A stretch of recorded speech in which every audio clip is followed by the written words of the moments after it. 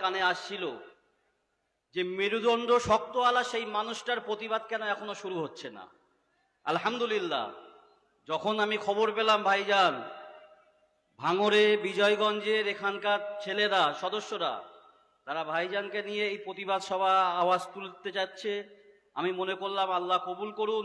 যে মানুষের মনের আশা তারা এদিক ওদিকে ঘুরলেও তারা জানে বিভিন্ন সময় অন্যদের সঙ্গে ঘোরার পরেও তেমন কিছু ফল হয়নি, কিন্তু এই মানুষটা যখনই দাঁড়িয়েছে সেই 3 তালাক থেকে শুরু করে নিয়ে সিএর বিরুদ্ধে এনআরসির বিরুদ্ধে যত কিছু সংখ্যালঘুদের ওপরে, মুসলিম ভাইদের ওপরে, পিছিয়ে পড়া মানুষের ওপরে যখনই অত্যাচার হয়েছে, যখনই আঘাত এসেছে, পীরজাদা আব্বাস সিদ্দিকী ভাইজান মেরুদণ্ড শক্ত করে আপনাদেরকে নিয়ে কিন্তু রাজপথে আগে দাঁড়িয়েছিল।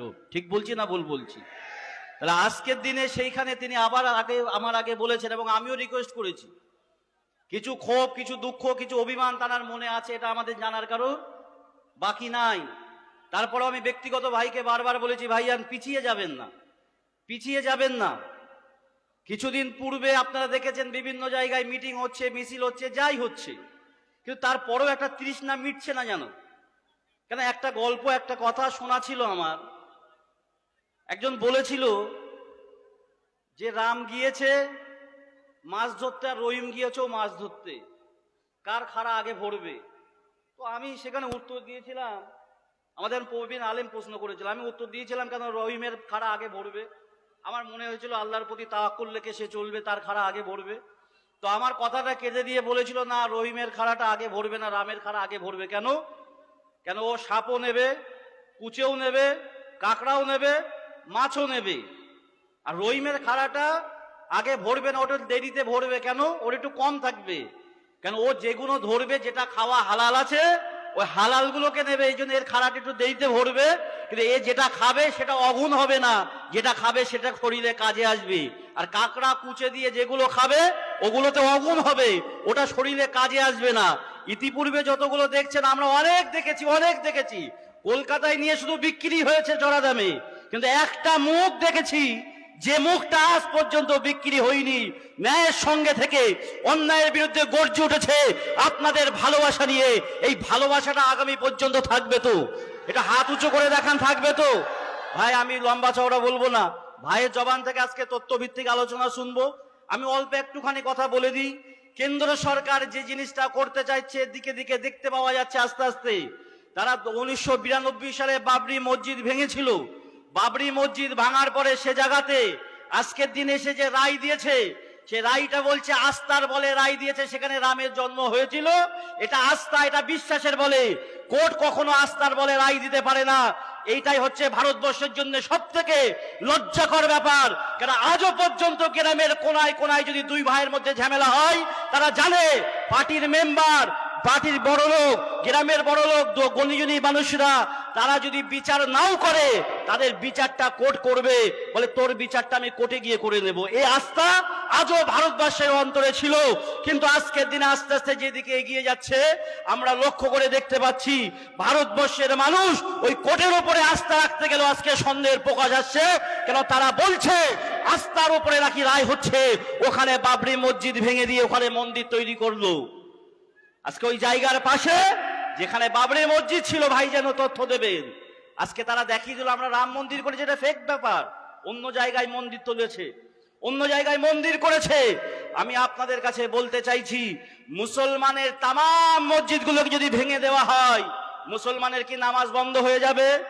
এরা মুসলমানের ঈমান সম্পর্কে এখনো খবর রাখে না, এরা এখনো জানে না। মুসলমানের তামাম মসজিদ ভেঙে দিল।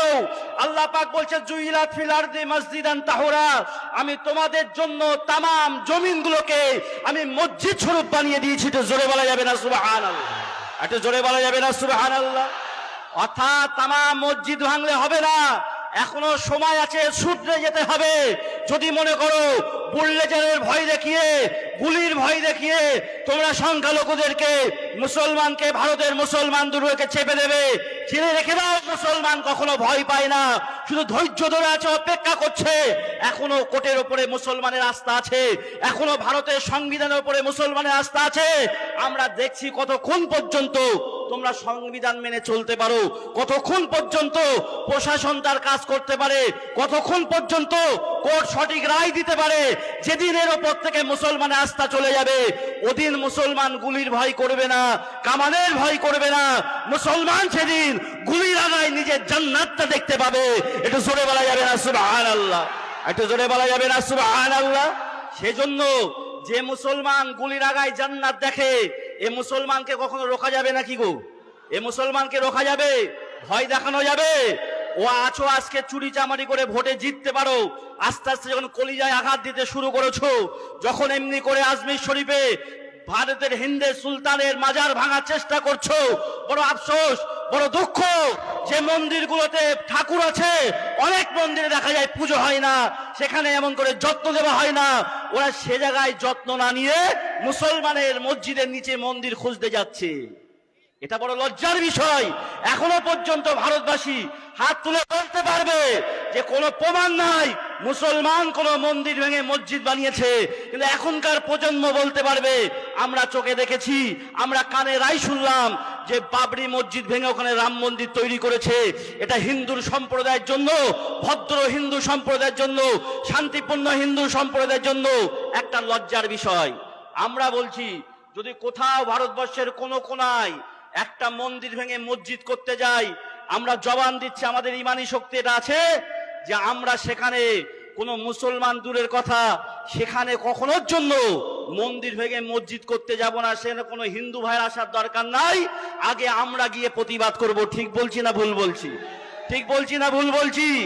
কেননা আমাদের ওরকম আজাবা জায়গায় নামাজ হবে নাকি গো? যে জায়গার মালিক নাই, যে জায়গা দখল করা, যে জায়গা চুরি করা, যে জায়গা কেড়ে নেবা, এমন জায়গায় নামাজ হবে? এমন জায়গায় নামাজ হয় না। ওরা আমাদের ধর্মের ব্যাপারে জানে না, এই জন্য মনে করে যেখানে সেখানে মনে হয় মসজিদ তৈরি করে রেখেছি। মসজিদ করার জন্য আগে জমিন দান করতে হবে, অকবে লিল্লাহ করতে হবে, তারপরে সেখানে নামাজ হবে, নতুবা নামাজ কবুল হবে না। তোমাদের প্রতিবাদ করতে হবে না। যদি কোনো মসজিদ কোনো জায়গা দখল করে মুসলমানরা অন্যায়ভাবে মসজিদ করে, তাহলে মুসলমানের মুক্তি কমিটি যারা আছে তারাই আগে ব্যান করে দেবে, বন্ধ করে দেবে। তোমাদের আসার দরকার নাই, হস্তক্ষেপের দরকার নাই। আর ছোট্ট একটা কথা বলে দিই, এটা বড় ষড়যন্ত্র। ওরা দেখছে জ্ঞানব্যাপী মসজিদে কিছু করতে গেলেই বাধাপ্রাপ্ত হচ্ছে, আলাদা আলাদা ভাবে এক এক করে বাধাপ্রাপ্ত হচ্ছে। তাহলে একটা সূক্ষ্ম পরিকল্পনা খেলেছে, ওয়াকফ সম্পত্তি যেটা আছে সেটা আমাদের হস্তক্ষেপ করতে হবে। ওয়াকফ সম্পত্তি যখন হস্তক্ষেপ করবে, তাহলে দেখা যাবে একটা ওয়াকফ সম্পত্তি যখন নিয়ে নেওয়া হলো, ওই ওয়াকফ সম্পত্তির উপরে যত হাজার মসজিদ আছে, যত মাদ্রাসা আছে, সেই মাদ্রাসাগুলো মসজিদগুলোর উপরে তারা হস্তক্ষেপ করতে পারবে না? পারবে না? কথা বলেন। এজন্য তারা ওয়াকফ সম্পত্তির উপরে আজকে লক্ষ্য দিয়েছে, তাকিয়েছে যে এক এক করে ধরবো না, একসঙ্গে সব ধরার চেষ্টা করব। আমরা বলছি একটু ধৈর্য ধরো, একটু সবর করো। আমাদের সবরের যখন বাঁধ ভেঙে যাবে, আস্থা যদি আজকে যদি প্রশাসন কোর্ট যদি সঠিক বিচার না করে, আমরা মুসলমান ঘরে থাকবো না। যারা হাজী সাহেব আছে, ঘরে কাফন রাখা আছে না নাই? এ রাখা আছে না নাই? কেন মক্কায় গিয়েছে, হজ করেছে, যে এহরাম পরেছে ওটা হলো কাফন। প্রত্যেকে ওখান থেকে জমজম পানিতে ধুয়ে ঘরে রেখে দিয়েছে। যে আরে যদি প্রয়োজন পড়ে, মারা যাবার পরের জন্য অপেক্ষা করছে, আলমারিতে গুছানো আছে।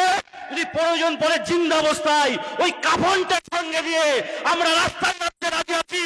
এটা কেন্দ্র সরকার পর্যন্ত আওয়াজ পৌঁছে দিলাম। আর সাথে সাথে এটাও বলে দেবো, রাজ্য সরকার তুমিও সাবধান হয়ে যাও।